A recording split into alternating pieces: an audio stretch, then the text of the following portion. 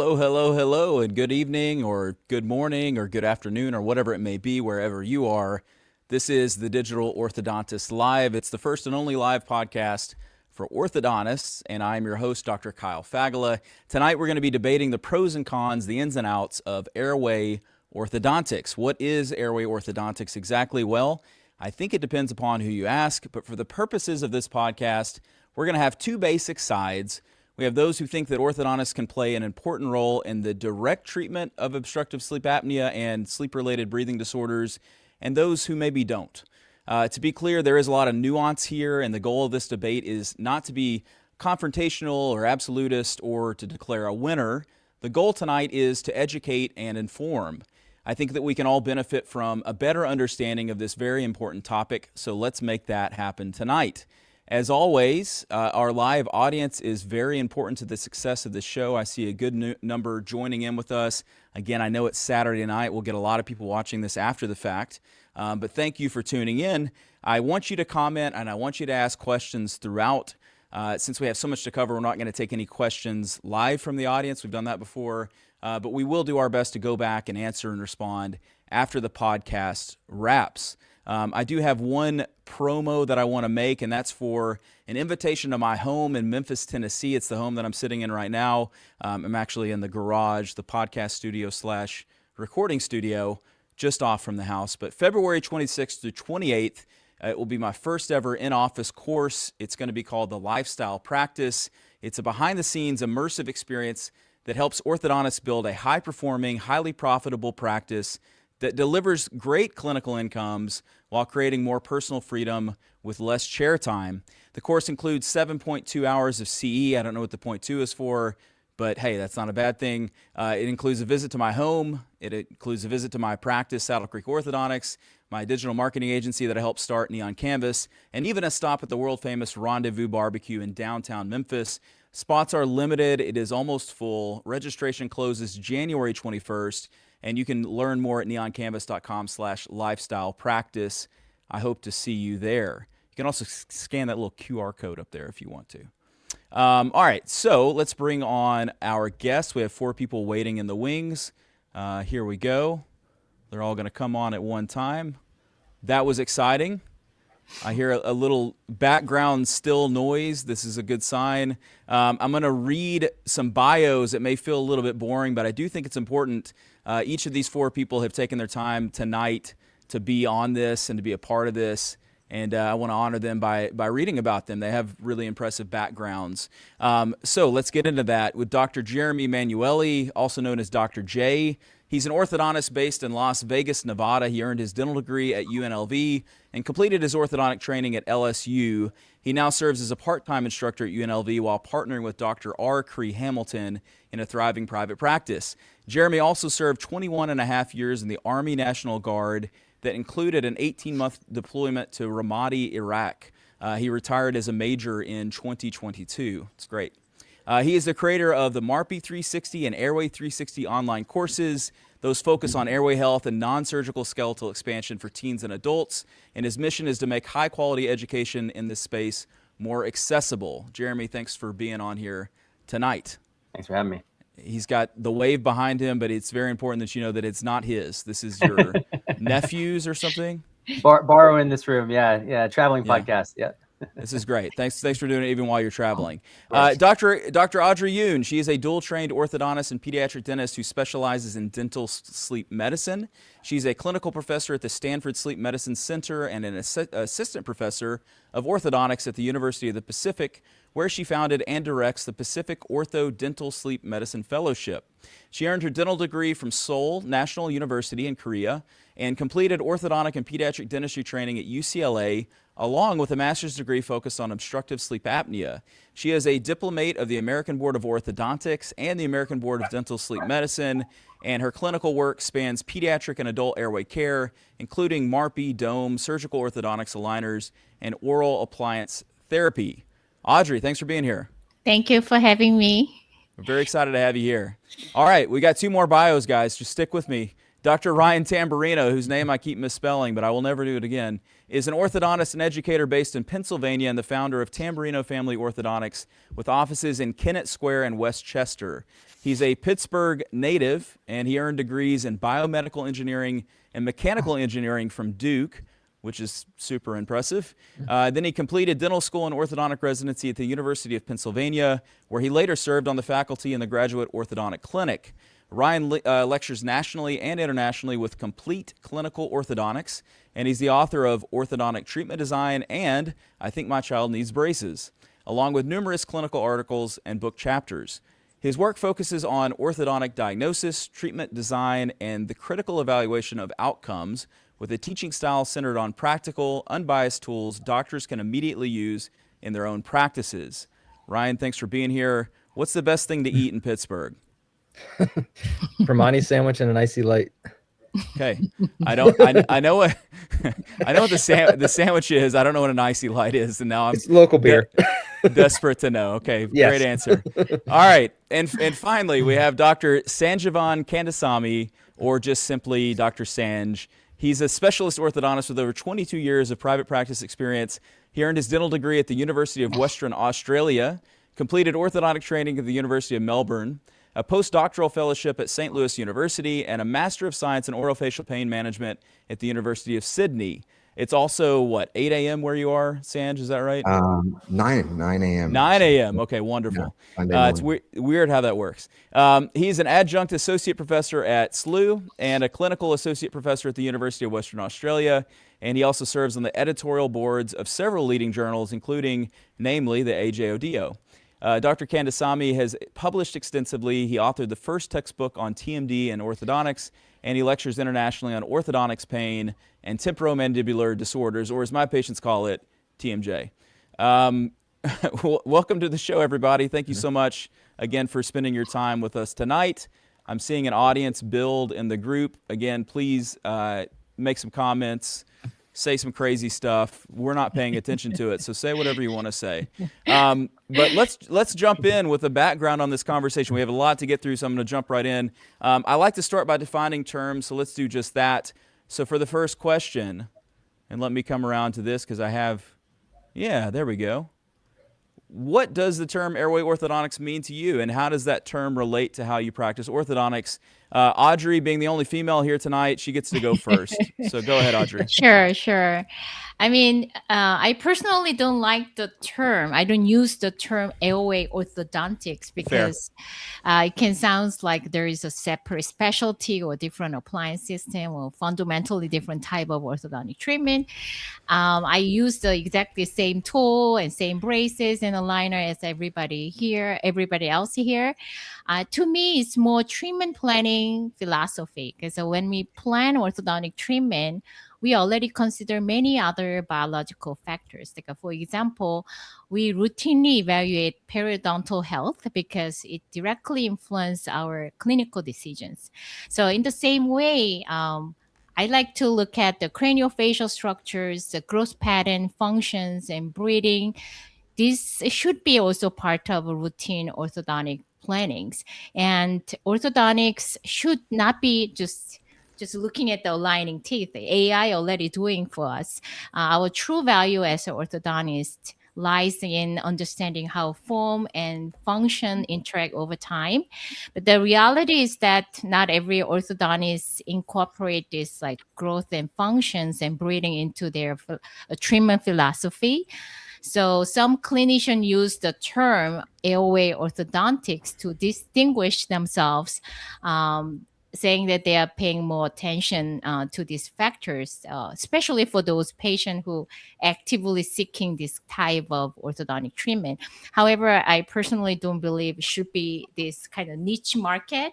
I think the way of thinking is eventually it has to be routine, our orthodontic treatment planning for all patients, because so we are uniquely trained to evaluate craniofacial growth, scalar relationships, and functional habit and breathing pattern as well. And that put us very unique positions to recognize these anatomical and developmental risk factors during growth and treat as indicated. I mean, I work with at the Stanford with the one of the top physicians, and they diagnose and manage disease like medically, but they often they are not trained to evaluate this growth pattern into the way we are. So this is the area where orthodontists bring tremendous value, and in but that historically we have been missing out. Yeah. All right. So who else hates the term airway orthodontics or dislikes it? I mean, It's the best. I'm not a huge fan of it as a differentiator. You know what I mean? And I think that's where a lot of people use it as, hey, I'm better than everybody else because I'm an airway orthodontist. I wish it would have said airway dentofacial orthopedist, because when you get really picky, I mean, that's really the side of anything that we do that may or may not make any difference at all. I mean, and that's what we'll get in tonight, I'm sure. But you know, that part of our title, I really do wish more people would A, pay attention to, and B, you know, take ownership of as the specialist who has control over the growth of the face and can modify that in ways that really no other specialty can. It's something that'll oftentimes get swept under the rug, and I hope we can bring that to light tonight as well. Sanj, what do you got? Yeah. No, look, I totally agree. Like, you know, children, we're talking about children, pediatric OSA basically. And, you know, when they suffer from OSA or breathing issues, you know, it affects them, you know, their growth and development, mentally, emotionally, physically. And, you know, as they experience poor sleep and all that, we know all about that. That's why we're here today. And that compounds as they experience it daily, monthly, yearly. And that's why we want our specialty to be more aware of, you know, whether these kids are suffering, what can we do? And that's what we're going to talk about today. But when I think about the term airway orthodontics, just like you guys, it's like, you know, the dentist saying, I'm a pain-free dentist. And it's like, so the guy's got it advertised. I was driving the other day and he's like, I'm a pain-free dentist. And I'm like, well, what about the other dentists in that area? They don't know how to use local anesthetics. You know, are they just pulling out teeth without LA? And so he is obviously trying to set himself apart from everyone else, just like an airway orthodontist who practices airway orthodontics. And I feel like that is, for me, it just spells out marketing, branding, kind of like a commercial sleaze associated with it. And you know, as orthodontists, we want to see kids, you know, and people are using it as an opportunity to just drive patients into their practice. And some of them are just driving patients into their practice. They're not even looking at the airway, but they're calling themselves airway orthodontists, right? So yeah, we want to get away from that term. I feel like that is playing on the fear in families, and so they're scared. They're coming in, and of course, you know, like Audrey, you know, well-intentioned or so, you know, you had that roadmap, and you know, I hear dentists talking about it, and you know, when you talked about the 3 years, start at 3 years. Well-intentioned for sure, but people out there are using it as an opportunity to get patients in early and do something, right? Whether they need it or not. So yeah, when I look at that term airway orthodontics, I feel like we got to get away from that as a specialty because it's more marketing. So it's negative to me, you know? That's my opinion anyway, yeah. So just in a few words, so not a long answer on this, but if we don't call it airway orthodontics, which again, like naming this, like what do you call it? You know, like I don't know, like. Well, do we call ourselves aesthetic orthodontists? Right? No, I don't. I barely even call myself an orthodontist. You know, I'm just a tooth doctor. No. Yeah. What would be a better? And again, not a long answer, like a short, like succinct. This is what it should be called. What's a better way of describing this area of focus? I mean, like we are focused on so many things in orthodontics, growth and development. We don't call ourselves development or growth orthodontics. So it is part of our specialty. So we don't really need to put it into a section, right? I don't feel like it should be. I would disagree with that, because here's the thing. I mean, like it does delineate to some extent a differing philosophy. And I'm 100% on board with you as far as, you know, using it as strictly a marketing tool when you have no airway education, you haven't even looked into sleep medicine, you haven't studied it, you don't know the research. Like, you know, there are people that use it wrongly, but I mean, there are patients out there who are suffering with these things and want to see a practitioner who has, you know, gone through the continuing education to understand sleep medicine and specifically how it relates back to craniofacial structures. And so if there's no way to delineate that at all, how will patients find providers that may align with their values and what they're looking to do? Well, if they're going to talk about sleep medicine, it's dental sleep medicine, right? And so you can be an orthodontist involved in dental sleep medicine. I think that's important, rather than, because airway orthodontics is just a term, right? So it's just a catchphrase. So you have to, dental sleep medicine is a recognized area in dentistry. So we should look at it as I'm an orthodontist involved in dental sleep medicine. I think that's more accurate in terms of, rather than airway orthodontics, because really that is actually really misleading. I mean, what is the airway, right? Like when patients go in, it's like, what is the airway? What are you doing? Does that make sense? But on the other side of the coin, it's like Kleenex, right? You know what I mean? It's like, well, we should all be saying, lotion infused facial tissue. You know what I mean? And so it's like people, know that term. They know what they think they know what they're looking for when they're searching terms like that. So again, I'm not against people like using it so that they can connect with patients who may have similar values or want their expertise as it relates to it. I think your way is more accurate. I just don't know that it will catch on in a way that patients resonate with. There has to be some way to connect people with practitioners. To your point, aesthetic orthodontists too. I mean, some orthodontists focus more on aesthetics and they post that over their website and whatnot. And, it's fine. I mean, people don't usually get up in arms about that. I mean, it's not a different thing. It's just people searching for those specific things. If they're talking more about the face and things like that, face focused or whatever it might be, that there's got to be ways for people to find all the niches that we have, I think. Yeah. So I didn't expect that this would be such an interesting question. This was just like a ready set. But obviously we don't love the term airway orthodontics. I'm going to go ahead and just say I feel that most orthodontists that are involved in airway, at least that I see, tend to know the research, tend to be well-intentioned, tend to be conscientious. You may disagree with that, and that can be for another show.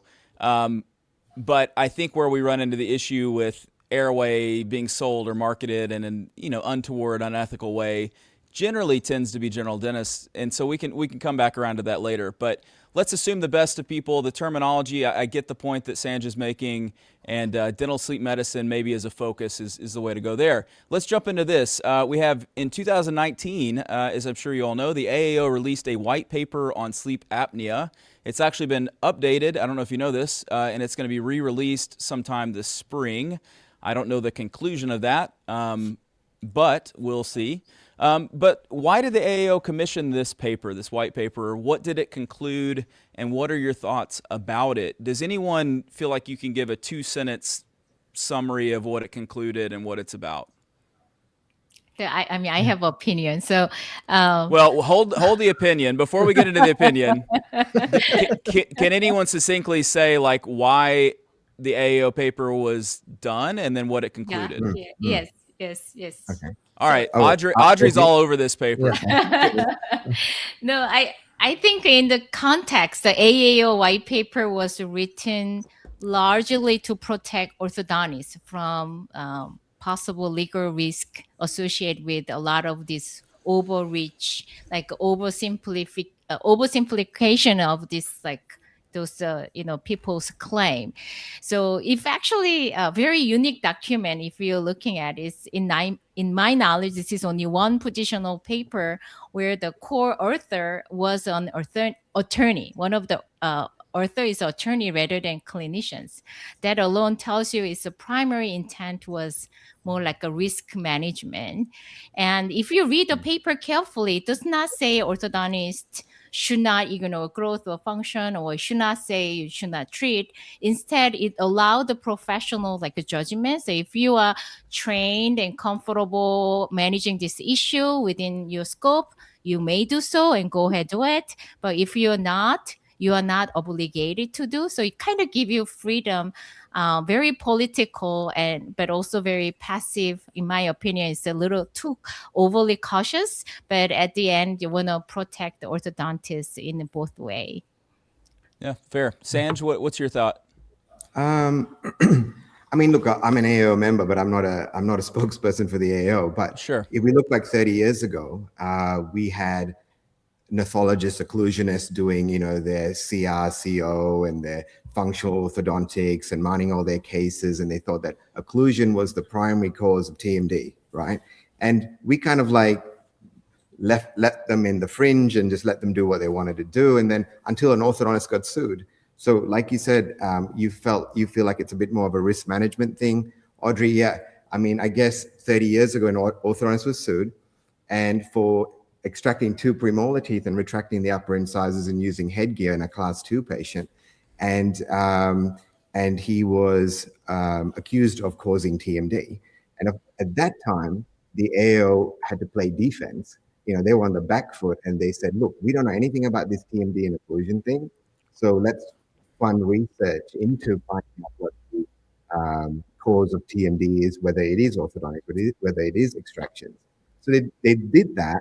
And of course, you know, Buzz Behrens was the chair of that. And he's the chair of this controversy as well. But, and then, you know, the study showed that there was no link or very minimal.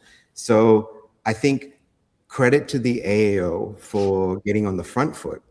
And the reason they got onto the front foot, because there's so many controversies, right? Hence, you know, the cheapened term, everyone is saying that, back to the controversy that I'm sure we will talk about it later, expand in every case, don't extract, myofunctional therapy, grow jaws, do all of that. And we need to do all of that. And there wasn't a lot of science in that at that time. And dental sleep medicine, as you would agree, guys, you know, that's blown up in the last 10 years. So I think credit to the AO. Of course, the airway advocates would say it doesn't do enough, and the ones that are against it would say it's too much. But I feel like it's a great starting point. And the issue, I feel like people are going to bag it, right? If right now the AO didn't do it, they're going to say, where's the AO stance? So you can't win, right? If the AO didn't do it, we'll be bitching and moaning about the AO. And then if they did it, now we're bitching and moaning that it's too passive and this and that. But I mean, good, it's a foundation, and it allows other people who think otherwise to start putting in the evidence so that we can move forward in the best interest of our patients. I think that's really what we've got to do. That's so Ryan, thoughts around that at all on the white paper? Yeah, that's. I mean, I think that's kind of where I was going to say too. I think it's a very middle of the road, great starting point for someone that it let's just say doesn't even understand what understand it. You know, the orthodontics and airway are even in the same ballpark as something we should be looking at in their practice. And they're like, oh, maybe I should look into this. Well, I think that's a good first step. I think it gives a nice summary, gives a nice overview. I think I don't think it takes a very strong stance one way or another. And I think like like was said, I think there were a few areas that I could read, some CYA in between the lines on it. But as just a general baseline to appeal to the entire orthodontic profession, I think it's a great starting point, and it's reasonably comprehensive. For what it's worth, I talked to Dr. Palomo, who's on he's part of the group that's kind of doing the retake on the white paper. And again, we'll see what that looks like. But he said part of it was just that consumers are asking questions, consumers being, potential patients, however. Sometimes the word consumer is also not beloved either.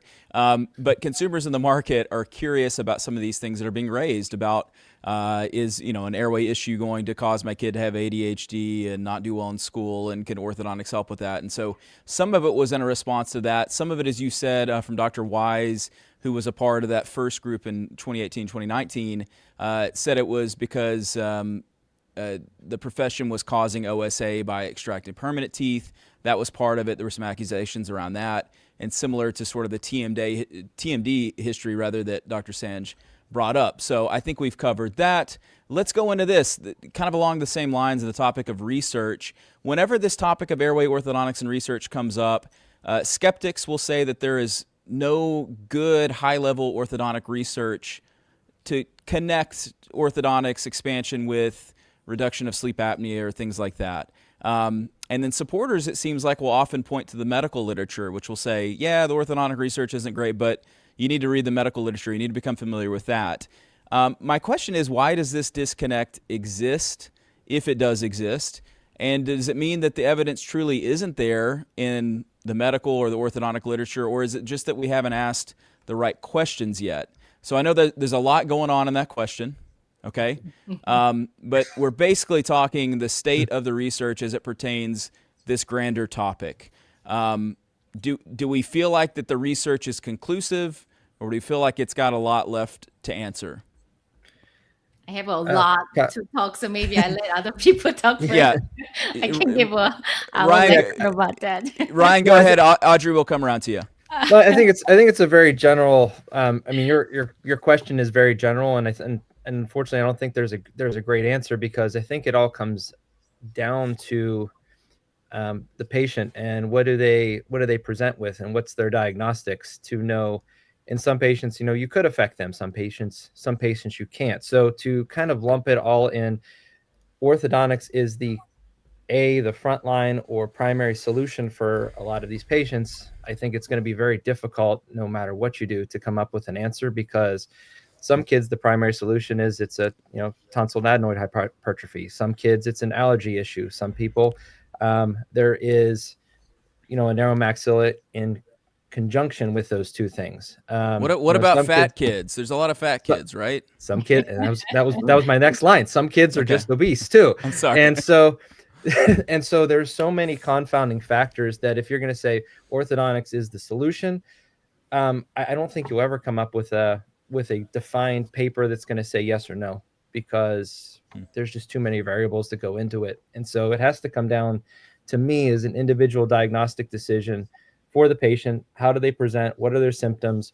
What do you see in terms of how the patient presents? What do you hear from the parent and the kid on the symptoms? And then how do you work with both what the tools you have in your office plus what the medical team has to best approach that individual kid?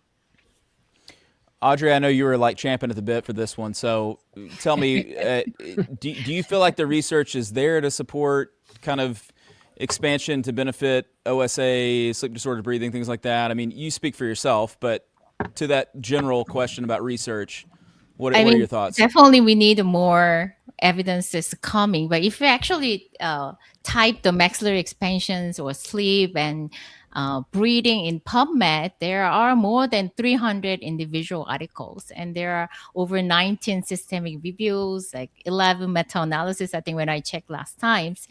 A lot of times the orthodontists have those thinking that AOA is like airway volume when we measure CBCT. So a lot of papers was actually looking for wrong messages. That's one. And then now when they actually they try to make connection with orthodontics and sleep medicine. Now they are looking at the AHI, which is the apnea hypopnea index, as a sole outcome measures that bring up that there is no like randomized control study with the AHI as a primary measures with the control. That's why there's a lot of this review article says it's not. But I have a lot of to say, because AHI and sleep medicine was developed by mentor Dr. Christian Ginamino and Dr.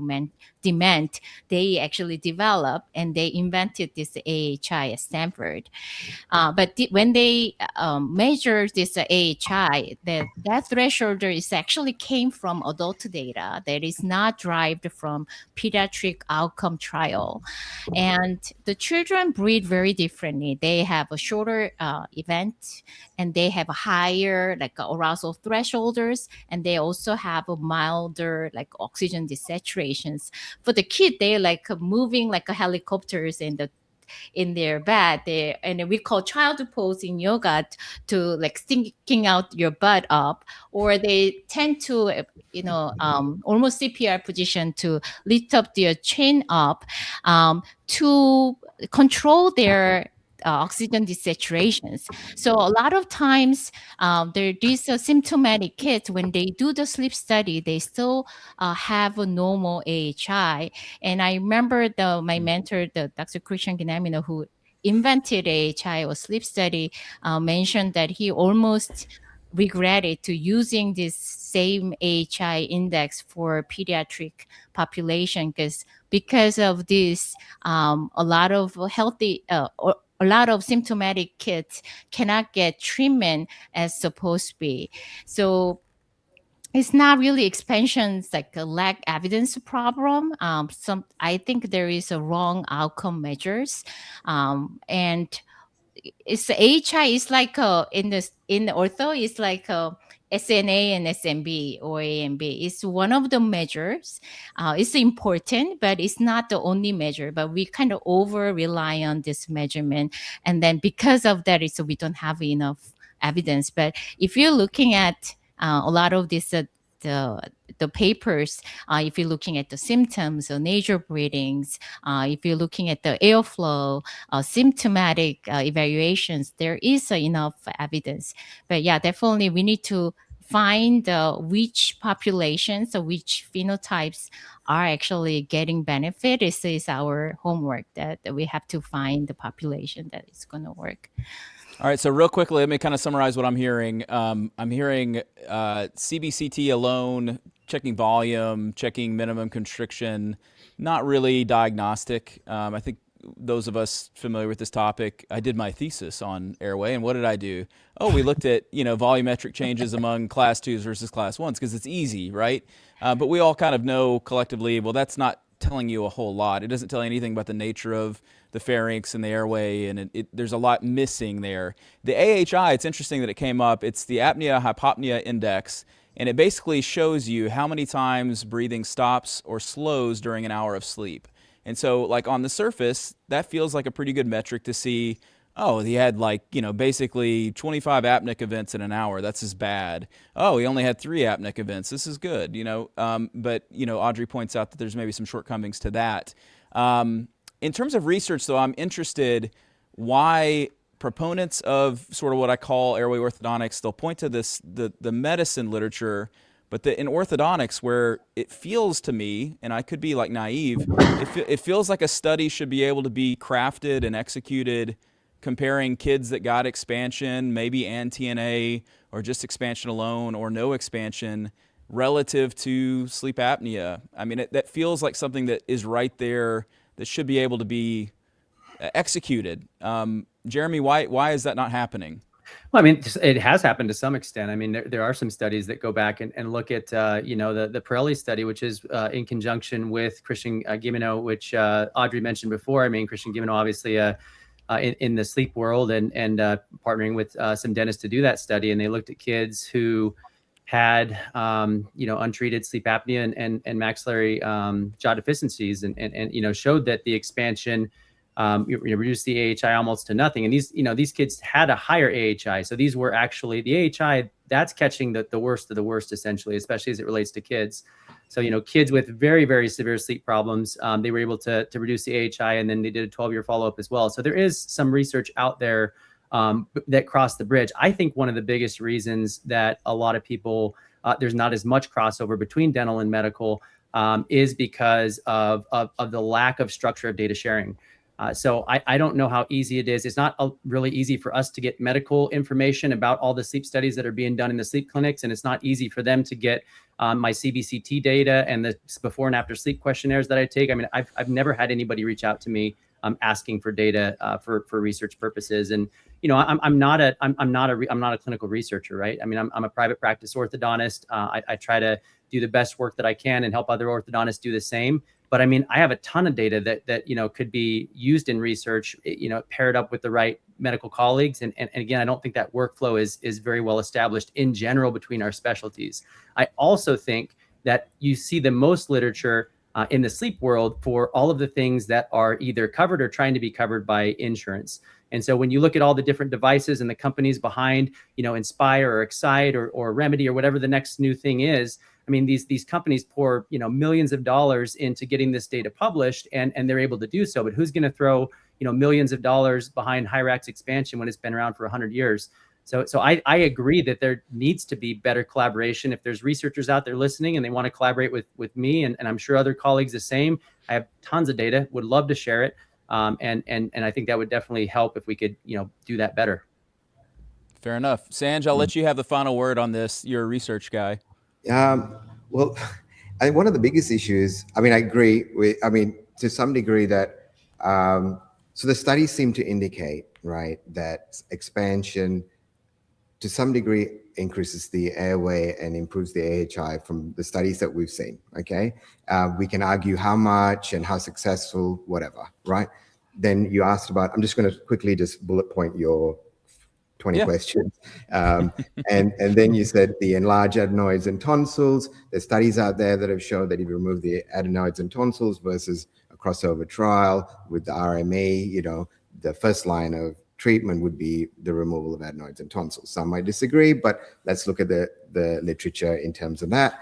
And then the literature seems to show that, you know, OSA generally seems to not persist or progress into adolescence. Some will also disagree with that, and there's literature to conflict that. And the primary determining factor when they progress into adolescence is usually obesity. So that's the medical literature, that's what we've got. But one of the biggest issues why we don't have a lot of this answers, a lot of these answers, is that we can't get goddamn orthodontists to agree on when they expand, right? You know, some expand when there's no crossbite, some expand when there is a crossbite, some expand because it looks narrow, some expand because they want the class 2 deficient jaw to jump forward, or the deficient maxilla to jump forward. Everyone's got a theory, right? And some expand only because it's non-extraction. So the Pirelli study, like you mentioned, they said it looked narrow, it was a high shape. Some of these kids didn't have a crossbite. So when they blew everything out, they said they found a difference. So the conflict there is, do we expand when there isn't a crossbite, right? So that's the issue orthodontically. That's why the orthodontic fraternity is divided, because are we telling everyone now a child might have OSA signs and symptoms, they don't have a crossbite, do we expand, right, till there is a buccal crossbite and then expand the lower arch? And that's where it's conflicted. That's why there's two camps. Some people think that we just need to expand routinely and others don't. So that's why some of the studies are conflicted, right? I assume go ahead, sorry. Go ahead. I assume we're talking about orthopedic expansion, right? So, I mean, my question is, like, if we're talking about orthopedic expansion, we're talking about moving the bone. So why are we talking about any dental landmarks?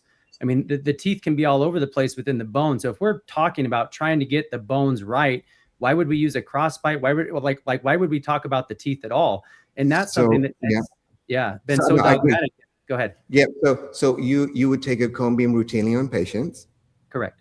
And then you'd measure. So and then you'd measure whether the maxilla skeletally is smaller than the mandible. Correct. Right. And is that an accepted standard of care?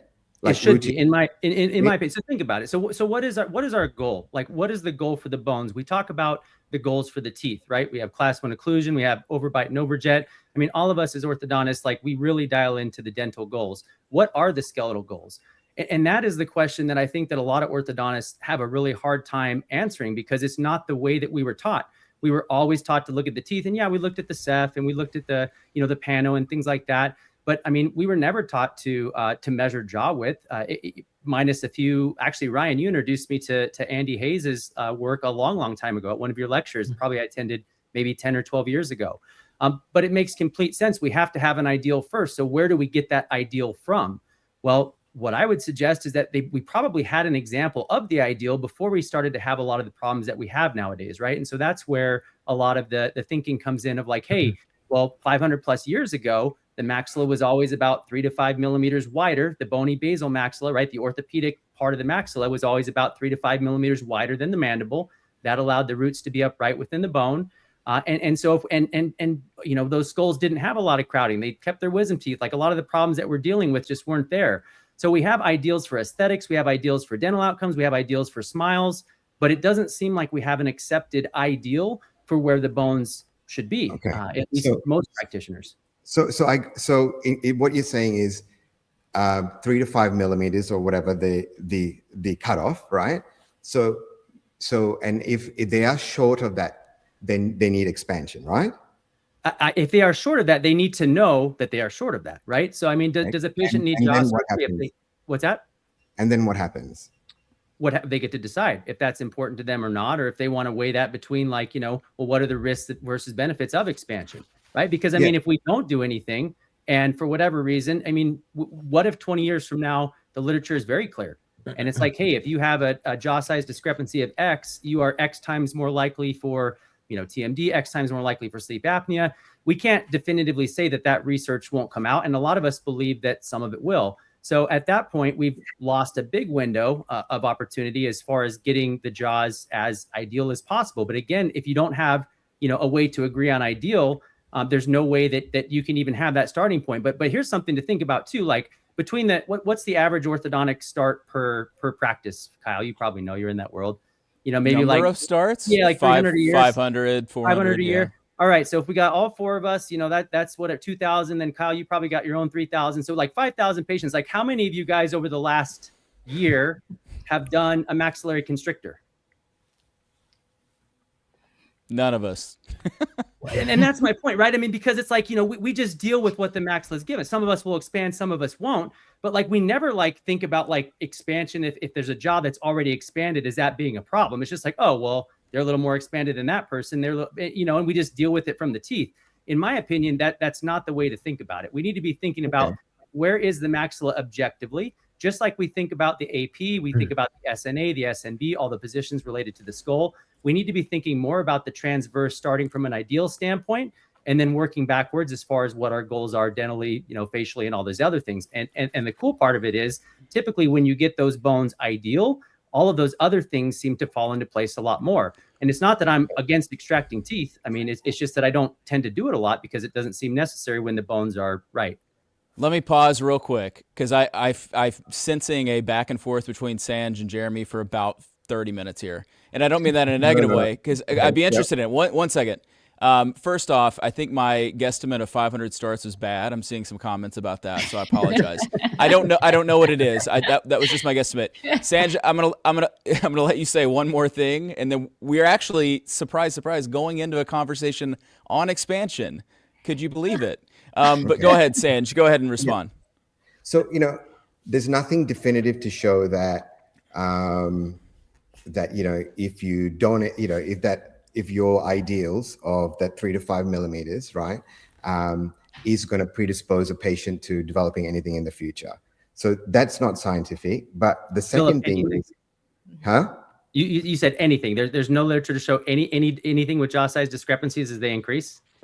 No. That you said if the maxilla is 3 to 5 millimeters short of the mandible, right, that your ruler was the determinant factor between life and death, between disease and health, which isn't. No, you become too extreme. Right. But it is extreme because we're talking about so you're saying clinicians out there, they're not taking cone beam CTs if they're not detecting this 3 to 5 millimeters, and they're not offering patients that look, you're short, you need a maxillary expander, right? They may potentially be failing their patient because in the future they're going to get something. They could. So right? is it hypothetically possible? Yes. What's the reason for not having the data would be my question. So if we have the ability to get the data, so why would we not use that as part of our equation when we're looking at the patient as a whole? People who are proposing that line of assessment and diagnosis and treatment, the burden of proof is on them to provide other people who don't have that the information that, look, this is a game changer. We need to do that, but we don't have that. Well, so that's true, but we do have norms. We have what the skull used to look like. That's not in controversy. So we know what happened before our modern civilization. We know how the jaws developed. We know, that there was a lack of crowding and a lack of, like wisdom teeth problems, right? So we have that, and that's something. That's not nothing. Now, but 1 plus 1 doesn't mean 27, right? What's that? So 1 plus 1 doesn't equal 27. It's like saying an A and B of 7 degrees, you need jaw surgery. Right. Well, you might, right? I mean, you need to be aware that that's what's happening and that's not considered like normal, right? Or ideal. And so like when we educate, we can explain what's happening to them. I'm not telling patients because I see this jaw size discrepancy, you need to expand. I'm going to let them know, hey, this is the discrepancy that I see. I'll always tell them, I said 20 years ago, we never even looked at this. And, we looked at the teeth and we can get the teeth right and the bite right and the smile right.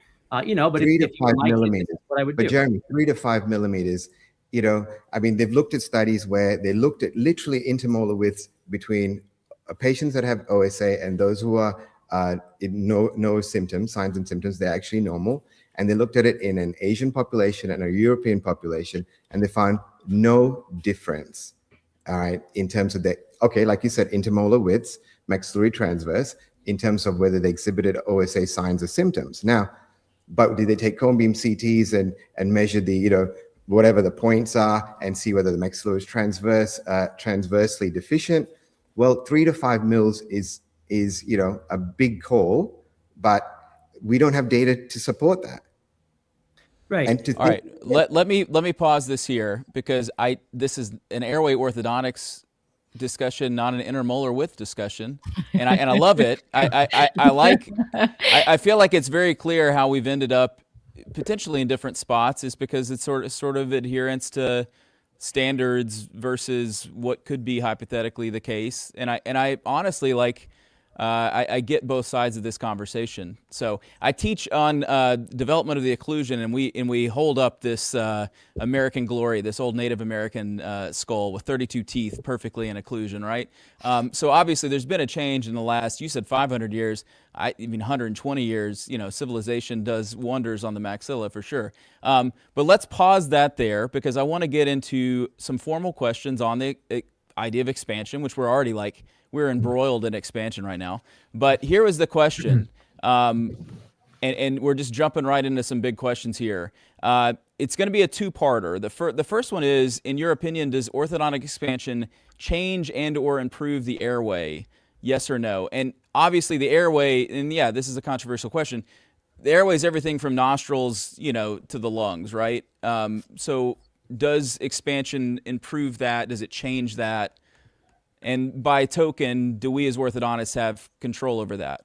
Ryan, you've had to sit there and listen a lot, so yeah, sure. Tell me your thought.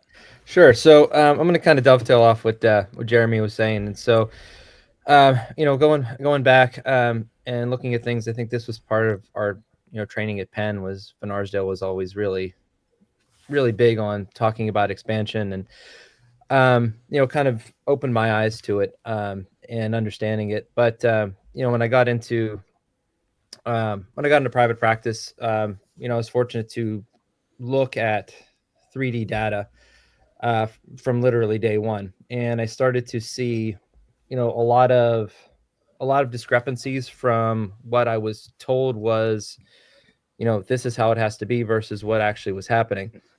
The one thing I did notice though was when and I'm going to dovetail off of what Jeremy was saying, is if our goals were for the teeth to be centered in the bone, upright in the bone, and well intercuspated, if I saw that on a pre-treatment or post-treatment case, and I measured the width of the basal bone of the mandible with the width of the basal bone of the maxilla, it was routinely, the maxilla was roughly 4 to 5 millimeters bigger than the bottom. And when I had to go back and look at things, that was kind of what Ricketts normals were. That's what Andrew's normals were. That's what John Hayes's normals were. And so when I started looking at this, I was like, all right, we've got 3-4 people that are all saying that this is kind of how normal should be. Also, if you look at the teeth when they're sitting up and down and hitting each other, if you measure from the central fossa to the cusp, it's about 2.5 millimeters per side. So if you want these teeth to fit like this, and the teeth sitting upright, it's just, looking at anatomy, the maxilla should be roughly about 5 millimeters bigger than the bottom. So that's been my standard for what I do in terms of the first thing I look at with people. And I say, look, the first thing we're looking at is jaw structure. We've got to set up the basement to correctly accommodate the house on top.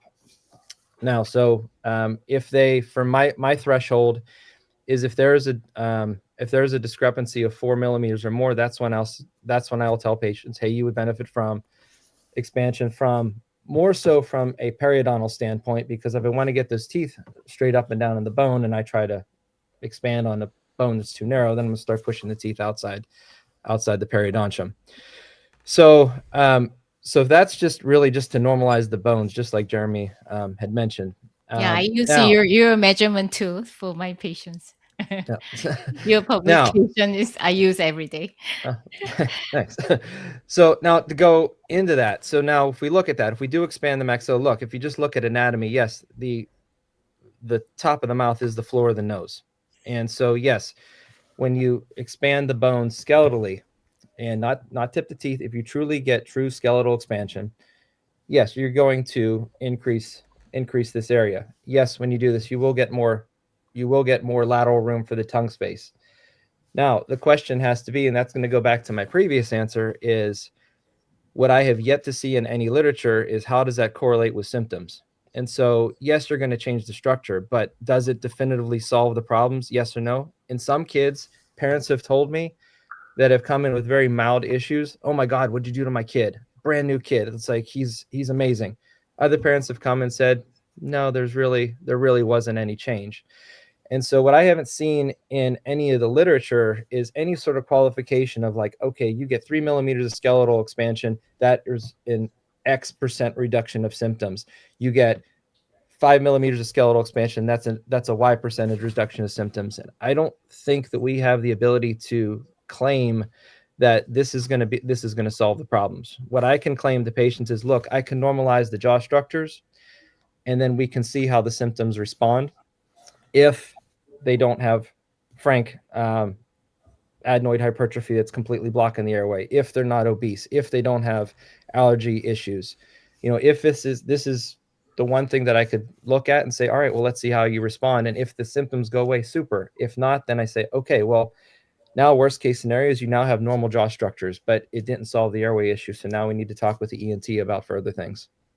So this is I think where the gray area happens, because I don't think you can put a defined study that says, oh my God, yes, it's going to improve in 100% of your patients, or it's going to have no effect on anybody. All right. So you mentioned this. You did a good job of explaining, the changes to the nasal area, let's say, of the airway. We've not talked about what happens to the pharynx. There's a whole litany of things that we could talk about there. And then the follow-up question, which you jumped into, was, well, does it improve OSA or sleep-related breathing disorders? I want to talk a little bit more about what do we think happens when we expand. I'm going to go back to this question with the airway, the whole airway, the part connected to the work that we do. Obviously, nasal cavity, we know from old studies, like RME helps with the reduction of nasal resistance, like 1980s studies and Harvold and Vig and all that kind of like stuff that we studied back in residency. That seems self-evident, but I think a lot of the CBCT takeaways that I see from airway orthodontists is that, it increases the volume, or it increases the minimum constriction, and some of these sorts of things, which Jeremy's smiling because I don't feel like You're that's following the wrong ones. diagnostic at all. So, but let's succinctly answer this. Audrey, I want to ask you, does orthodontic expansion improve the airway? Assuming improvement means it makes it bigger or better or something. Yes, for sure. I mean, I have a whole lecture about this for the different level. So I actually make it two separate airways, which is a nasal airway, which is surrounded by bony structures, which we all agree that is, if actually do properly, well done, it's very reproducible and measurable. And 100% all the study, we measure the nasal structures, we all agree that it's improved. But the maxilla it's not just the square footage. Imagine the airflow. So if we create more volume, airway volume, that we give more the nasal width, the air velocity slow down and nasal resistance actually slow down, which actually create this negative pressures, apneic episode. So when they actually go to below the nasal cavity, there is a different way I can explain. The one thing is the soft palatal muscles. So there is two major muscles, but even ENT actually doing the palate surgery, which is tensor valley palatini and the levator valley palatini, which is one of the major muscle, soft palate muscle, which kind of work for the stability and snoring. So when you actually get the maxilla properly expand all the way to the PNS, the palatal tissue, these two muscles become mechanically stretched and stiffer, reducing this snoring and soft palate floaters, which also one of the very important the role. But then also another very important thing is when you're looking at the pharyngeal airway, there is a made of muscles. So there is a two-way we are looking is we airway collapsibilities and then airflow. So we call it's a flabby problems or it's a flow problems.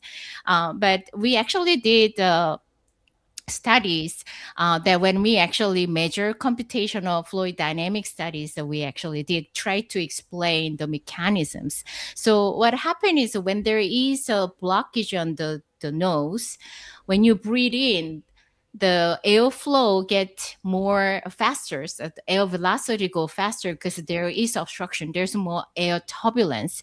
So when there is a more air turbulence on downstream, it creates the negative pressures to which you get the more airway collapse on the pharyngeal airway. But then after you do expansions, now the air velocity slow down, air resistance dropped, air flow slow down, become more laminar flow, then the airway become more stable during the sleeps and the pharyngeal airway collapsibility improved. So it is actually, there are papers there.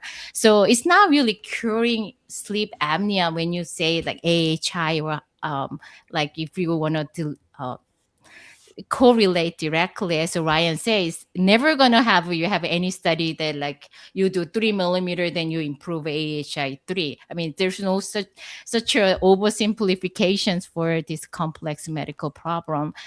Even like other medical, like if you do CPAP and AHI below 5 to 3, your like ADHD gonna improve 30%. There is no such a thing, so we cannot really do like exact like the measurement, but definitely airflow and then breathing will change when you do the expansions. But we have to understand where we are working is a certain anatomy, certain air. So there is a different level of anatomy like effect. The number one anatomy is a nasal floor, but definitely there is a secondary effect of tongue postures, the tongue soft palate stiffness, and then also the collapsibility of a pharyngeal airway. But when it actually works for certain patients or not, it's more complex problem, especially for the children's. The patients have a lot of neuromotor issues. So we give as the Ryan, we just say, we give you really nice, good foundations where they have a healthy jaw structures. And some patient, that is all you need, but some patient has more issues with the neuromotor controls. Then you may not see the very meaningful changes. But as an orthodontist, I think our role is give the best, the foundation that our children carry their lifelong life. All right, so I think we summarizing that would say that there are, obviously you expand some things. There's more space. You're making an argument even for some functional improvements and some things like that. Let me ask this question, which I think is maybe if there's one question that's like the biggest one that I would think people would want to ask is with relation to obstructive sleep apnea, sleep-related breathing disorders, does orthodontic expansion, and we're saying in and of itself, the gold standard as it pertains OSA sleep-related breathing disorders is, as I understand it, tonsillectomy and adenoidectomy, unless I'm missing something there, and that's white paper's conclusion was that. But does orthodontic expansion improve that in your opinion, and then does the research bear that out? Who wants to answer that one? Jeremy looks excited, and then I'm going to have Sanj go after that. Yeah, I mean, so I like a big part of this is helping the patient through the diagnostic process and trying to get an idea and helping our medical colleagues, like, let's narrow this down and see if we can try to find out like which patients are more likely to have improvement with something like expansion. I think for, probably most undersized, especially severely undersized maxillary patients that have OSA, that expanding them is going to help them. But again, it's not, it's not always that simple because OSA is multifactorial. I like to think about it like obstructive sleep apnea in three ways. It's either anatomical, it's functional, or physiological, or a combination of those three things, right? So as orthodontists, we're really the only specialty that is routinely looking at the anatomy at this age. I mean, they go to their pediatrician, they open up, say, okay, they look at the tonsils, but nobody's looking at the bones. Nobody's looking at the nasal airways. Nobody's looking at the turbinates unless there's a problem. And so, or unless they know there's a problem. So when they come in, we have the ability to basically look at the anatomy, which is one of the big causes of pediatric sleep disorder breathing. So tonsils, adenoids, and jaw size.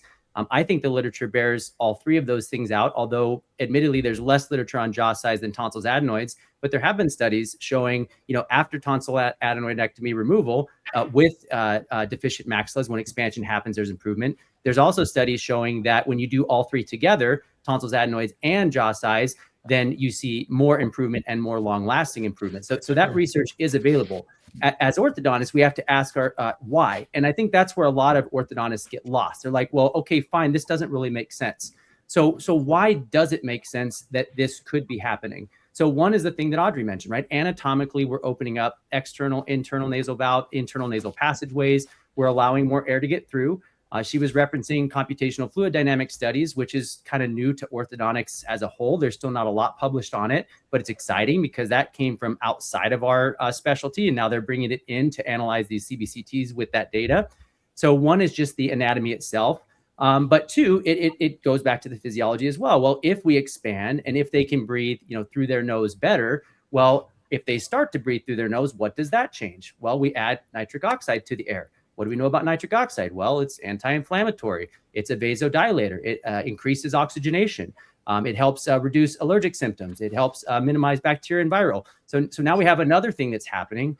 Not to mention like some of the airflow properties and ear infections. You can go down the whole thing, but when we stick with just the OSA side of it, expanding makes sense. It also carries with it the tonsillar pillars. So if taking tonsils out because they're in the way is helpful for OSA, wouldn't it make sense that expanding and moving those tonsillar pillars farther apart and not doing the same thing, but doing a similar thing might help as well? And so when we go through that process, now we can say, okay, well, what's happening? But the function side, I think, is where a lot of people get, they fall off the map as well. So if you expand alone and your tongue is still in the back of your throat, and that was the cause of your apnea from the beginning, well, is it going to help you? Probably not. So what can we do to see what type of apnea they have? In adults, oftentimes, they'll do a DISE or a drug-induced sleep endoscopy, and they'll look at what happens to the tongue when they sleep. And so if we're expanding when the primary cause is really just, a low tongue posture, and it needs to have, myofunctional therapy or a medical device like Excite, or, for adults, something like Inspire, or a mandibular advancing appliance. There's lots of options once you get to the cause, but you have to get to the cause first. And so if you don't go through those diagnostic steps, then if you're just expanding either indiscriminately, like, hey, the patient doesn't even have a jaw size discrepancy, but they have OSA, so I'm going to expand, that's a recipe for disaster, not based in literature at all. But if you're able to go through that diagnostic process and help people understand, hey, this is likely causative to your sleep problem. So for instance, as expansion specifically, we know it will reduce the nasal resistance. And so if they're getting benefit from something like a breathe right strip or an intake nasal dilator with their sleep, well, it would make sense that probably when we expand and we reduce the nasal resistance that way, instead of using the nasal dilator, hey, we're probably going to get a similar result, if not potentially a better result, because instead of just the internal and external nasal valves, you have the internal nasal passageways, you have the fluid dynamic studies Audrey mentioned, you have the tonsils coming apart, and you have more room for the tongue. Now, whether you put your tongue up or not, that's the case. I have orthodontists come to me that they're like, well, why does it, like tongue doesn't matter. Like when you fall asleep, it's paralyzed and it falls back anyway.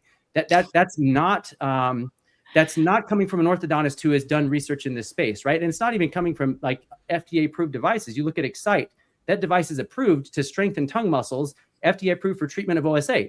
And what does it do? It pulls the tongue forward. You do it during the day. It's not like you're wearing it at night. It strengthens the tongue during the day and it increases your forward tongue posture at night. And so like really when you boil it down and you understand the anatomy, the function, and the physiology probably being the most difficult types of apnea, if you can get to a probable cause, well, now you can have these probable solutions that be much more likely to obtain good results for, if that's your primary objective. Okay, so I feel like Sanj is going to disagree. I could be wrong, But tell me kind of your I response mean, to this, because there's been conversation about expansion and the need for it based on CBCT or, kind of diagnostics, and then now the assumption of improvement in a lot of these things in a multifactorial space, sure, with expansion. So thoughts on all that? That's a lot. I mean, Jeremy, I know. yeah, it's like, so look, I agree that we shouldn't oversimplify. That's that. I think, Jeremy's talked about we shouldn't oversimplify. Audrey's talked about oversimplification. I get it. And at the same time, we're taking cone beam CTs and we're basing maxillary transverse discrepancy on 3 to 5 mils. That's not oversimplification. So I feel like that's contradictory. The second thing is, yes, you expand the maxilla, increase the valve. We know that, and Audrey, that was a great explanation. As the air comes in, you can improve the collapsibility of the pharyngeal airway space, but it depends on what you expand, how much you expand, what are the other etiological causes or contributing factors to one's OSA. So that's the oversimplification part. And people take that expansion, improves the airway, we get more air in through the nose, the usual tagline that's usually followed with, I'm an airway orthodontist, is the roof of the mouth, is the floor of the nose, right? That's the, like the Nike just do it. Well, that's the airway orthodontist just do it logo, right? So we know that we expand, we get the improvement of the valve, the air goes, and that's all great. And I do believe, I do agree with you, Jeremy, with the fact that there are so many contributing factors.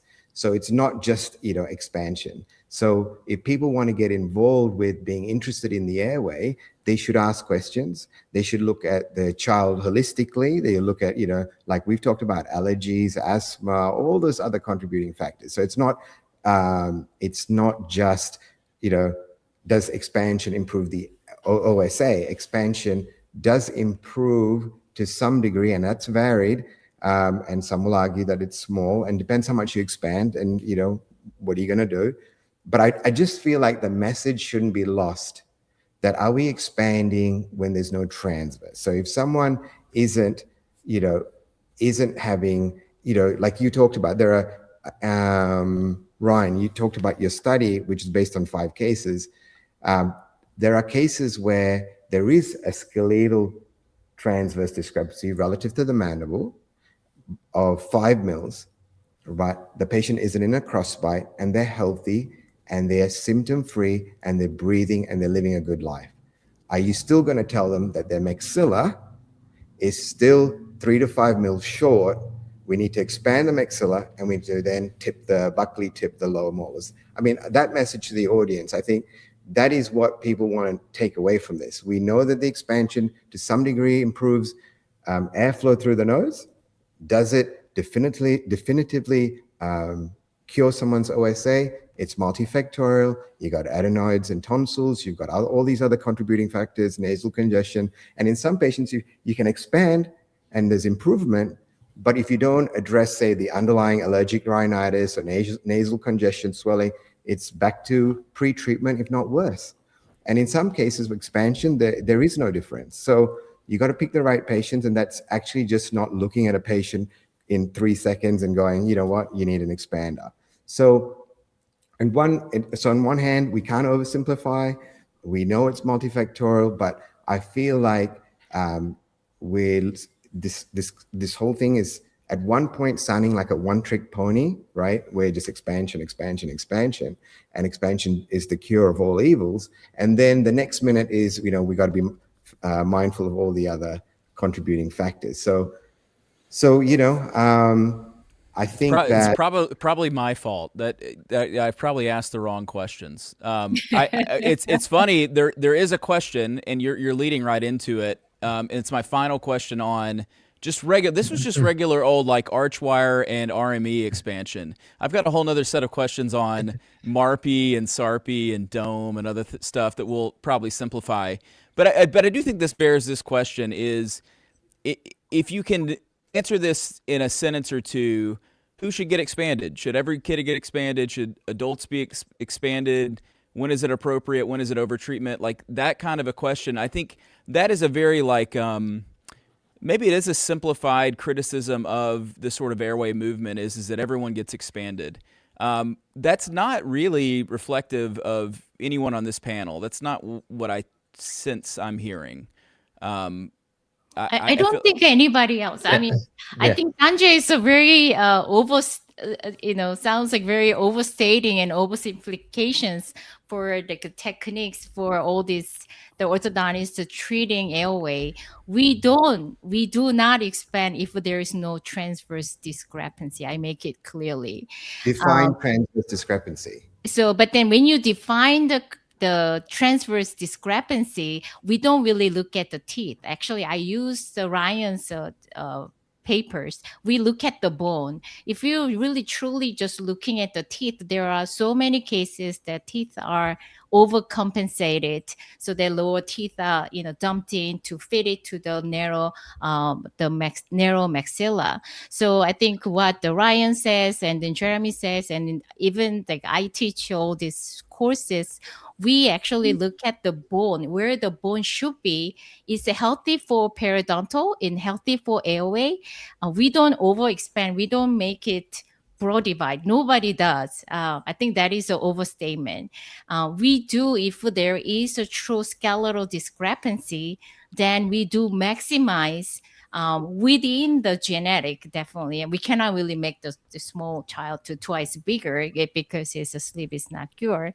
But we actually, within the healthy limit, where the gene give to these patients, but we do maximize. So we put the lower teeth upright on the basal bone, and then we just see what is the healthiest for not just for the airway, but also for the periodontally. And then, as Ryan says, so we actually give the best structures that we can give as an orthodontist, but there is so many other factors that we cannot control, and we are not over promising that we cure everyone, but at least in the structure wise, we can be such a good modifier or helper to give our patients the best like structures which last their lifetime.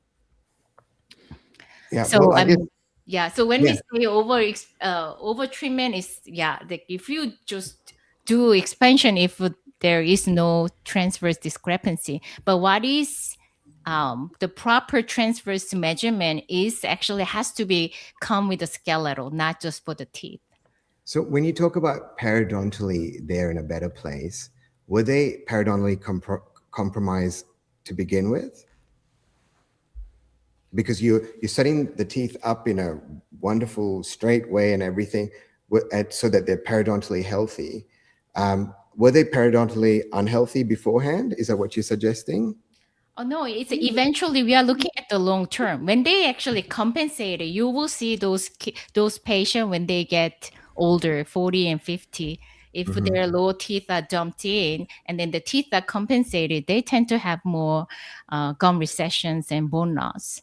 We're talking about a certain cohort of patients too, right? I mean, we're not saying the way this is the over exaggeration of, everyone's dumped in, and in the long term, in 40 years, they're periodontally compromised. Then we got to upright them because we're setting them up for a future of good long-term periodontal health. But based on, of course, your routine, I mean, I don't know how many orthodontists routinely take cone beam CTs to assess a maxillary transverse discrepancy on every Not patient. enough. Yeah. So all of you do. I mean, I don't. I'm not sure about you, Kyle. And no answer given. Is that the accepted standard of care? Is that what we are? It's not an argument, but are you guys proposing that should be the accepted standard of care for orthodontists in, let's stick to the US, where we're talking on a US based format? Is that what you all feel? Because I don't routinely take cone beam CTs to check for, I guess, the maxillary transverse, and then I don't tell my patients I'm setting them up to have better long-term periodontal health. Do you suggest that orthodontists should adopt that? I believe that one day we will, truthfully. Give us another 10 or 15 years. I think most every orthodontist will be taking CBCTs. I think they'll be looking at all of the bones in all of the dimensions, not just the transverse, but transverse being a big one. And there has been lots of studies linking transverse discrepancies, specifically the angulation of the teeth, with problems later, whether that's abfractions, whether that's recession, even some linking it to TMD. And so they're definitely, and this honestly wasn't the point of, debate that I really even thought we would get into, because I mean, like, for me, it's like, if we were having this conversation, to Kyle's point, 120 or 500 years ago, like, none of us would be in here saying like, hey, we need to make the maxilla 3 millimeters smaller. Now, we should probably make it 5 millimeters smaller, because it'd be fine. Like, nothing would be wrong. And like, maybe a smaller maxilla would be fine. Like the accepted standard of having the maxilla 3 to 5 millimeters wider, I personally didn't even think was a huge point of contention, even though it's not traditionally the way that we're trained. I mean, like, when we look back at, our definition of health before modern world intervention, whatever, does that mean that we are telling patients like, you are going to have problems if you don't do this? No, but we can certainly talk about the correlations that are present in our literature with compensated dentition and future, whether it's periodontal or other such problems down the road. Again, airway being the more complex one. So the other person who didn't expect that this would be a big focus of conversation was me. But I do get it. It makes this conversation more complicated because we don't necessarily look at the need for expansion the same way. I think actually the crux of the conversation around airway itself, I'm not hearing any disagreement around what I feel like the literature does conclude, which I assume is that expansion in and of itself is not a silver bullet for airway. I do think, unfortunately, that is a message that's put out there. I think I see messages around even just simple, plastic off-the-shelf expanders, rubber expanders, helping with bedwetting and ADHD and certain things like that, which to me, my BS meter goes through the roof, right? And I feel like the intellectual level and the conscientiousness level in this room is such that that's not anything that we're proposing. So here's the problem we have. I have a lot that I would like to get through, and I feel like we need to get through. So I'm going to, unfortunately, jump over MARPI and SARPI, and I hate that. But I just have to get away from the topic of expansion because it's just too much. I'm going to assume and summarize and, correct me where I'm wrong. This gives us an opportunity to orthopedically expand in adults. There's a lot more that you could learn. Take Jeremy's course or go listen to Audrey speak or Ryan or whatever. You'll learn more. I want to ask a couple just like big questions that come up. And here's this question. I'm jumping to it. Do orthodontic extractions negatively impact the airway? Said another way, do orthodontic extractions cause OSA and sleep-related breathing disorders? Thoughts on that? Does anyone think that extractions can worsen the airway? I think it's a diagnostic decision, not a actual, like I said, yes or no answer. Again, if jaw structure is normalized and these are your biological limits of where you move the teeth, sometimes it's square peg round hole. I mean, there's only so much you can do. And, I don't know, for me, I can't really think of, I really can't think of the last case that, was a true, I guess, retraction, as somebody, always assumes when you're extracting teeth. The last I can think is literally all of my cases are crowding the teeth level, and then it's all minimum anchorage of blowing everything else forward, holding the incisor position really where it is, or just normalizing it in the bone. But I think the issue becomes people just automatically assume if you're taking out teeth, you're going to rabbit them back, like the N of 1 that we all saw in residency, that picture from the 50s of the lady that, went super Bimax. And then I think that's been kind of like, the head on the stake for anybody that's anti-extractionist. But it just makes no sense. Like I said, if you have biological limits, there are some people that if they say they never take out teeth, then you have to at least refer them out to somebody else, because you just can't treat everybody without taking out teeth. So, again, to me, I can't see if you manage the space correctly, if you diagnose the case correctly, it should have zero impact on the airway. Audrey, To me. Jeremy, do you agree with Ryan on that, or is there some other detail you'd like to add into that? I mean, I agree that extraction is just tool, right? It's like any tool. The outcome depends like how and how you use it. So I rarely extract, but sometimes I have to extract because sometimes there's no other way that I like align all the teeth and save. But even though, as Ryan said, even though you do extraction, there's a way you can minimize like restriction. You can protract the back teeth forward. And now we have this amazing like TED or MRP, a lot of cases that we are able to treat non-extractions. So I think it's just an amazing time and just exciting time for orthodontists what we can do. So I rarely do extraction. However, I do sometimes, but we try to minimize the true like retraction, as Ryan says. Agree Jeremy, with that. what about you? I would say this does highlight a good nuance. I mean, if you have to answer the questions, does extractions negatively impact the airway? I mean, your answer has to be no as that broad of a statement. But when you get into the nuance, it really matters. So does extraction impact the arch form? Well, it can, right? I mean, if not managed properly, not to say that other things couldn't as well. Could IPR? Sure. Now the question is like, so if I have a patient who has done really well, let's say they had an AHI of 30 and they do myofunctional therapy and they get it down to like 20, do I think expansion would negatively affect that patient, or more specifically arch restriction? Yes, I do, because it makes sense, right? I mean, they've already shown that they're getting benefit from having a more forward tongue posture. If we reduce the amount of room for the tongue in the mouth in that patient where we know what a big portion of the problem is, will that cause problems? I believe it will. And that is something I've seen anecdotally. How do you plan a study to show that? I mean, I don't know. Like that's near impossible to get a cohort meaningful enough to have that data come through. But again, that's where it gets into the diagnostic. Same idea, right? If you show, like you have a patient who is, their AHI dropped from 60 to 30 with myofunctional therapy, would we expect that it might drop some more if we make more room for the tongue, especially if we have a dice showing that there was pharyngeal tongue collapse? And the tongue is not all the way in the roof of the mouth or can come more forward. Yeah, I do think that there's a good chance that either not extracting or dentally making more space for the tongue would make sense. But if you just have to answer that question as a whole, I mean, you can't say yes, because there's so much nuance to it. I mean, and the white paper showed that, like, by and large, there's not any independent risk factors overall with extractions alone. Do you think it would make sense then, kind of in reverse, if there were breathing issues, really narrow, constricted, kind of, Ryan's 4-hook kick 'em kind of retracted face, would opening spaces for implants be helpful for the airway?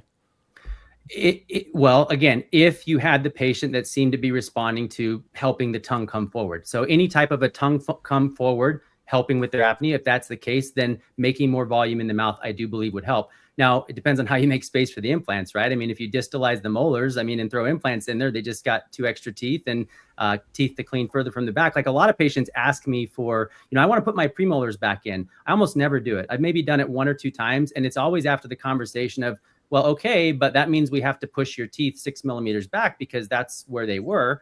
And if you want to drive your molars back and take 2.5 years to do it, and just so you can have 4 implants, then fine. Or, maybe we can pull things forward a little bit more with TADs if they're a little bit retrusive and not worry about restoring the teeth. So again, to me, it's less about the extraction of the teeth. It's more about the arch form. Where does that end up? How is that managed? And tie that back to, is the tongue the problem in the first place, right? Because if they're having collapse at the soft palate, or they're having nasal restriction and the mouth is opening, they can't get, there's so many other things it could be. And if that's the reason, then no, it's not going to matter at all. So you have how do you know that? How do you know? And I'm sorry to be asking probing questions. This is just fascinating. No, how do you know the tongue is the issue? Yeah. Or the so there's a number of ways. Position? Yeah, number of ways you can know, right? So one is, like, they literally sell things on Amazon. I'll recommend them to patients again. So when patients come to me, I talk more patients out of expansion, especially immediate expansion, than into it, because they've done no homework, they've done no research. They're like, oh, I have sleep apnea and I need to expand. I'm like, okay, why? Like, because I have sleep apnea. It's like, well, let's back up. All right, so the tongue, how do we know if that's an issue? You can take a suction cup on Amazon, throw it on your tongue and sleep, see if you sleep better, right? And so it'll pull your tongue forward. Mandibular advancement appliances pull the tongue forward. And then what is more difficult, but probably maybe the most important, is things like either Excite or replenish draws or myofunctional therapy, or all these techniques and or devices that are used to strengthen the posterior tongue muscles, right? And you can visit with a myofunctional therapist who does this every day. I don't have one in my office. I'm not one. I work with a bunch of them. And they're really good at determining, like, you know, how well is the tongue able to function? Can it get to the roof of the mouth? How strong are the tongue muscles? And they can walk them through that. And if you get benefit from doing these things, all of which are reversible, right? You're not doing anything that's not changeable. If they're getting benefit from that, well, that tells you, okay, this is likely a big portion of why you specifically are having some of these sleep problems. Let's keep going with that and see what else can be done. Okay. I'm going to jump into another one because we're low on time, and I want to respect your time. Tongue ties, real big topic. I've got, you know, pediatric dentists that have tongue tie centers. Doesn't that sound fun? And we're not going to get into every little detail, but I'm just going to ask, when should I send for tongue releases? Do you think that has anything to do with sleep disordered breathing, OSA? How do we know? I mean, at the end of the day on all this topic, I think my big takeaway is going to be, if you want to be involved in sleep medicine, you need to study it. You need to know it. You need to have, you know, a different set of intake for patients than what we normally do.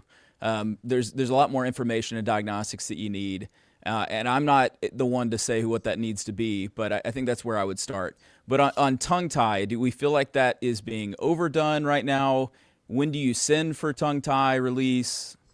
Who in the heck wants to answer that one real quick? I'll give a one-sentence answer, then everybody else can chime in. Okay. When a very good oral myofunctional therapist says they need it, that's my one-word answer. Okay. It's hard to just make it one sentence. It's about functions. So the tongue tie is not disease. I'll just say it's a handicap that you have limited tongue mobility, and some patients able to just compensate. Some kids have no problem with a little limited tongue mobility. They are able to do like all other functions, but some patients that impact the proper function. What is a tongue function? Is the speech, swallowing, eating, and then also part of a breathing. So it really depends on the functional like metrics that you actually have to measure.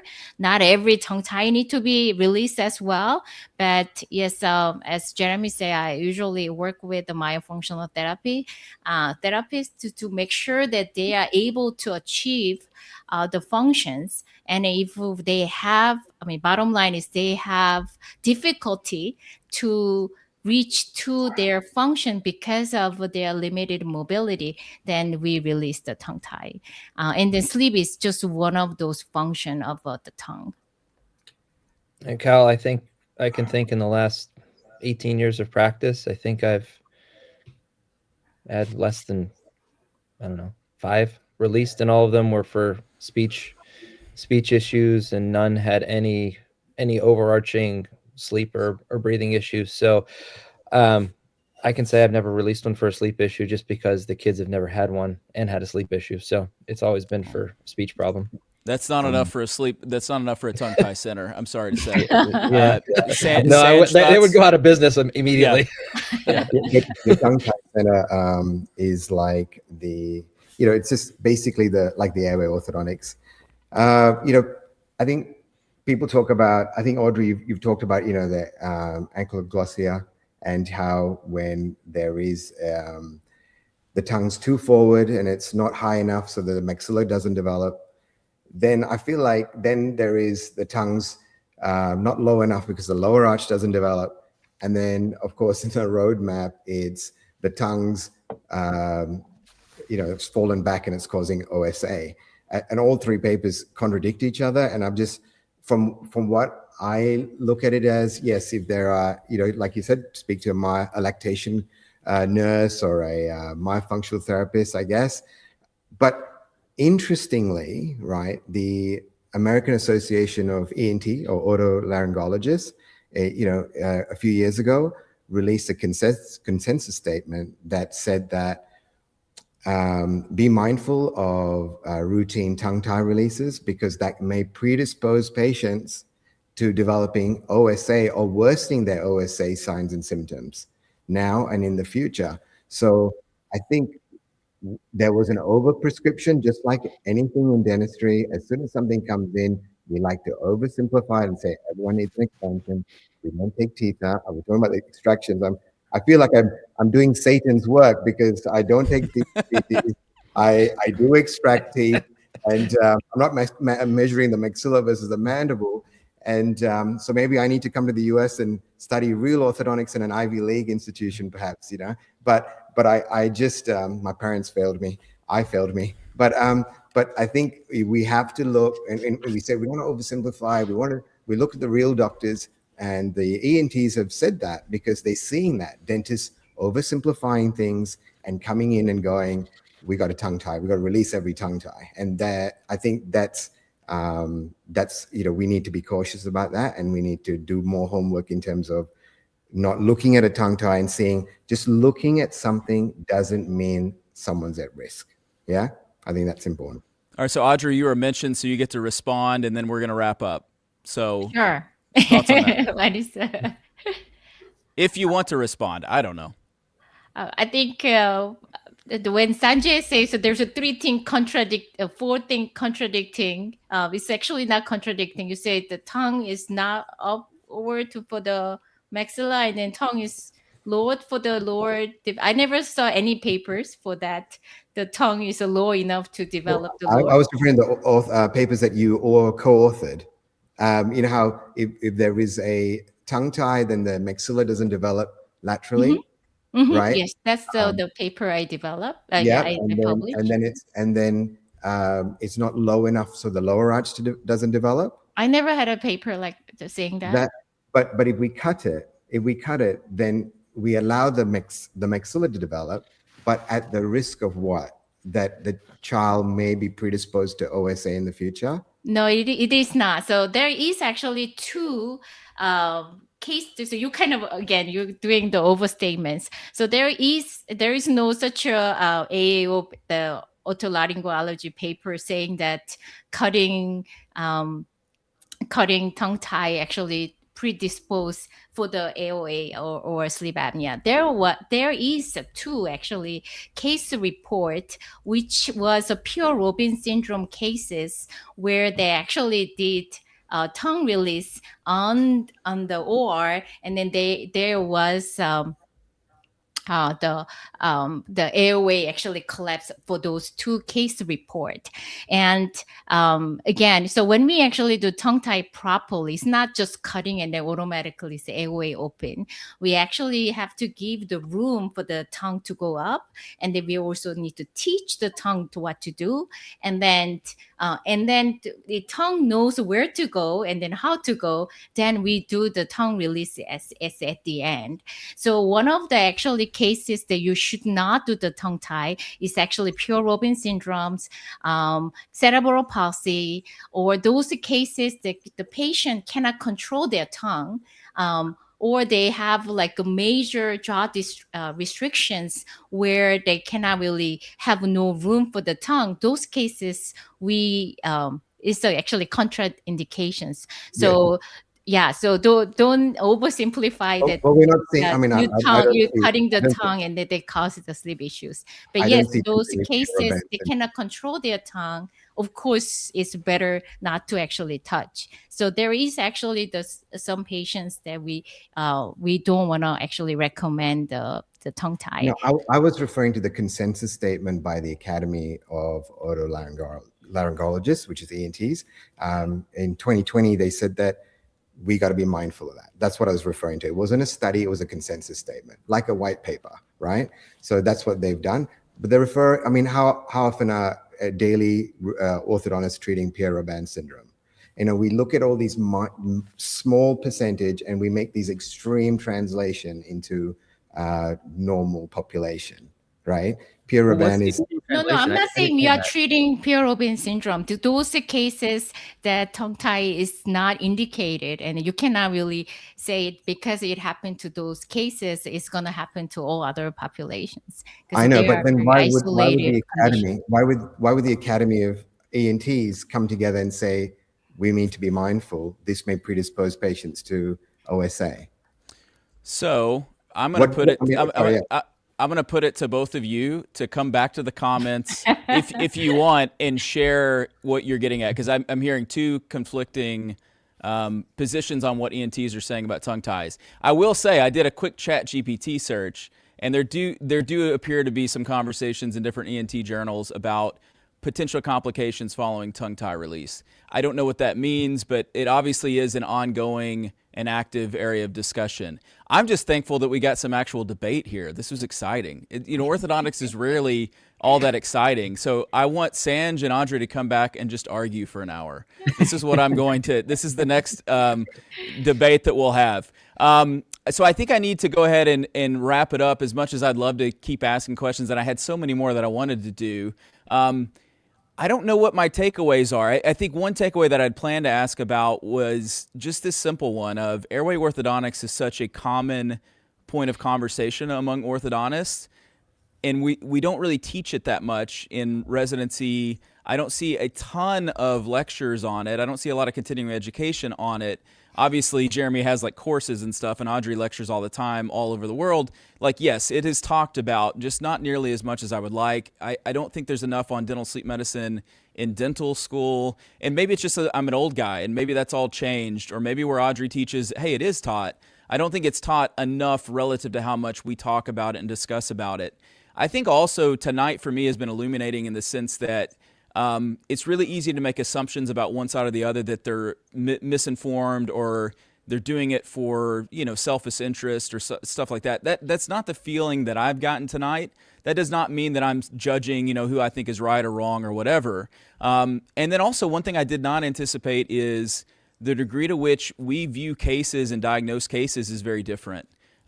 If you're taking sort of Jeremy, Ryan, Audrey's approach to CBCT, transverse, basal bone, and all that, it's very different. And I'll just be honest, Sanj and I are doing the devil's work apparently, because I use two-dimensional imaging. That's not how I evaluate a case. Now, of course, just because someone's not in a crossbite doesn't mean that I've not used an expander before. I mean, some of these things are self-evident, and we all do these things. But generally, yeah, if it's not in a crossbite, I'm not expanding.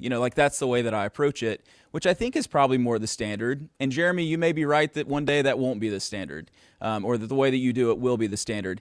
I think generally I like to kind of wait to see what the science says and follow, but we also all know that the science is sometimes a lot slower than what practicing orthodontists are doing. So I appreciate each and every one of you for bringing your unique skill set, your unique knowledge set, and sharing that tonight, because all I really wanted tonight was that we talked about a very important topic and that we learned something. I learned something. I know we don't all agree. There will be some that hate the degree to which this, podcast, in their opinion, was too focused on, topic X or topic Y, or that, it seemed like this person got more stage time. That wasn't the intent. What I'm excited about is I think we all learned something. And again, I get to bring Sanj and Audrey back on to argue. So we'll do that later. They're both thinking, no, that's not going to happen. I do, before we go, I want to thank tonight's episode sponsor, Neon Canvas. Thanks for laughing. I was trying to be funny. Please visit Neon Canvas. We can help grow your practice. I'd also love to see you at my home. I don't want to call him out, but Jeremy is coming to my in-office course. And so we got like 2 spots left. They better 4 days to sign up. 2 spots. Let's go. There's not a lot of spots left. He's going to teach me a lot, and he's also going to be very disappointed to not find a CBCT in my office.